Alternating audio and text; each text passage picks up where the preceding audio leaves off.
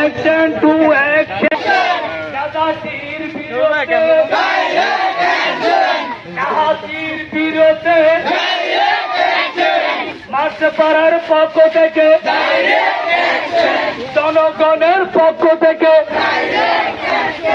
মা বোনদের পক্ষ থেকে অ্যাকশন টু অ্যাকশন। আজকের এই মানববন্ধন বাস্তবায়ন করার জন্য সকলকে আমার হৃদয়ের অন্তঃস্থল থেকে আন্তরিক জিন্দাবাদ।